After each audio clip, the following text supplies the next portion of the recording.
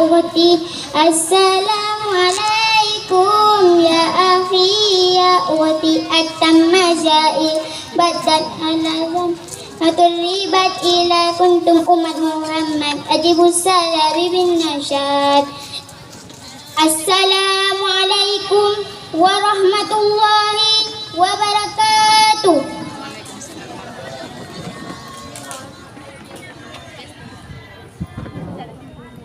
Alhamdulillah, alhamdulillahilladzi ja'ala al-qalama wal kitabah lil qira'ah wal qira'ah lil ma'rifah wal ma'rifah lil ibadah wal ibadah lillahi ta'ala.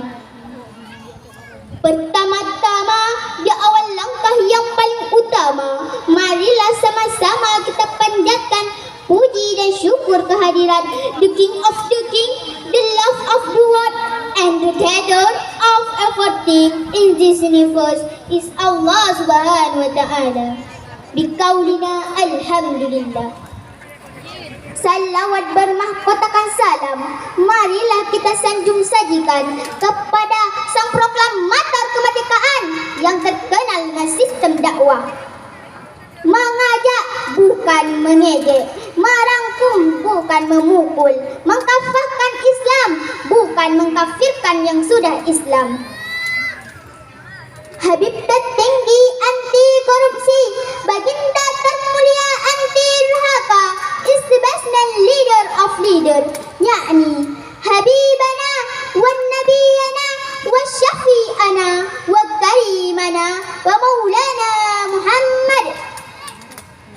Yang terhormat Dewan Hakim yang arif lagi bijaksana, Ustaz-ustazah kami yang hadir di tempat yang mulia ini, panitia lomba yang semuanya luar biasa yang saya cintai, teman-teman peserta lomba fasi se-Kabupaten Piliang yang teristimewa sekali, hadirin dan hadirat yang telah meluangkan waktu untuk hadir ke tempat yang mulia ini.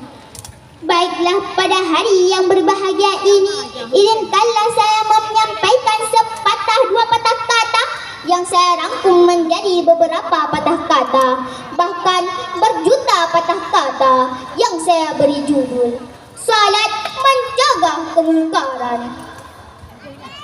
Hadirin rahimakumullah, Allah Subhanahu wa Ta'ala berfirman dalam Al-Quran surah Al-Ankabut ayat 45 yang berbunyi, A'udzu billahi minasy syaithanir rajim.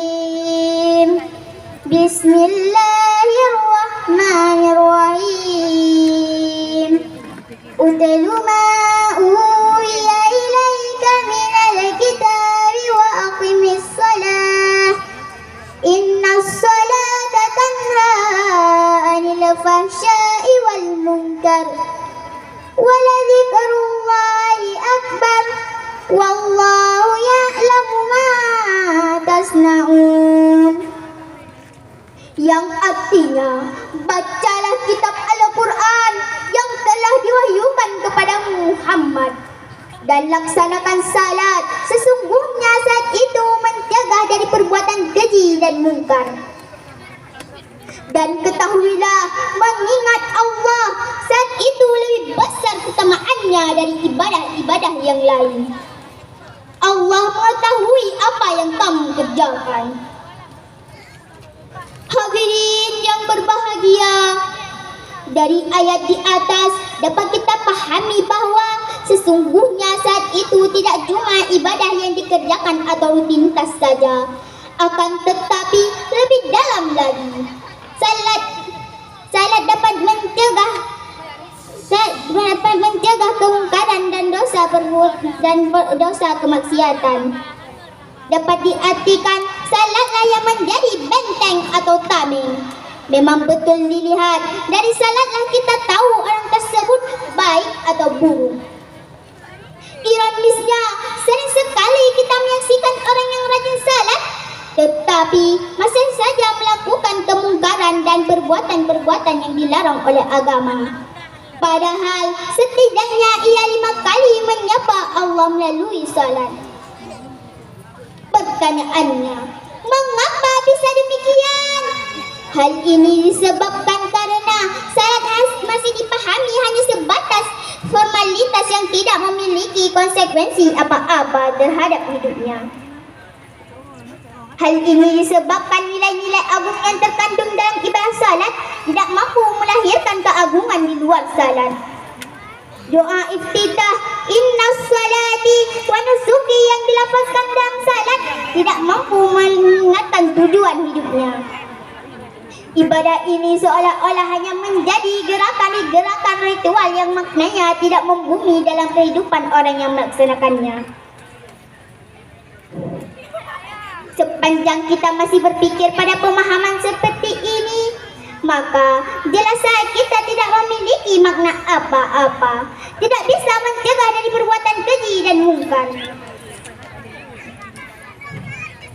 Rasulullah bersabda, wa man salla salatan lam tanhahu ala al-munkar lam yaldad alu anil fahsya'i wal munkar, yang artinya siapa yang melaksanakan salat yang tidak mencegah dari perbuatan keji dan mungkar, maka tidak bertambah dari Allah kecuali rasa jauh. Hadirin rahimakumullah. Abul Aliyah berkata, di dalam salat itu ada 3 unsur yang penting, di mana 3 hal tersebut tidaklah disebut salat. 3 hal tersebut adalah: yang pertama, ikhlas; yang kedua, rasa takut; yang ketiga, zikir kepada Allah. Ikhlas itulah yang memerintahkan pada yang makruh kebaikan. Rasa takut itulah yang mencegah dari perbuatan keji dan mungkar. Sedangkan zikir melalui Al-Quran yang memerintah dan melarang sesuatu. Dewan juri yang terhormat serta hadirin yang dimuliakan Allah, perlu kita ketahui bahwa dengan mengerjakan salat kita harus melupakan semua hal-hal yang berbau duniawi, dan ia harus menyadari dirinya sedang berhadapan dengan Yang Maha Kuasa, yaitu Allah Subhanahu wa Ta'ala. Sebagaimana Rasulullah bersabda, as-salatu mi'rajul mu'minin, yang artinya salat adalah mi'rajnya bagi orang-orang yang beriman. Bagaimana yang dikatakan salat dapat mencegah dari perbuatan keji dan mungkar? Imam Al-Ghazali dalam kitab Ihya Ulumuddin menuliskan bahwa salat dapat mencegah dari perbuatan keji dan mungkar. Sebagaimana diriwayatkan dalam hadis sahih, Rasulullah bersabda, jika engkau mengerjakan salat, salatlah dengan salat yang berpisah. Maksud hadis tersebut adalah memerintahkan pada yang makruh kebaikan, kesempatan hidupnya dan perpisahan dengan apa yang dimilikinya. Salat suatu munajat kepada Allah. Sudah semestinya tidak mungkin dikerjakan dengan keadaan lalai. Allah berfirman dalam Al-Quran surah Al-Ma'un ayat 4-5 yang berbunyi, A'udzu billahi minasy syaithanir rajim. Bismillahirrahmanirrahim. Fawailul lil musallin alladzina hum an salatihim sahun. Yang artinya, maka celakalah bagi orang yang salat, yaitu orang yang lalai terhadap salatnya. Dewan juri yang terhormat serta hadirin yang dimuliakan Allah, dari syarahan singkat tadi dapat kita ambil kesimpulan, salat dapat mencegah dosa, kemaksiatan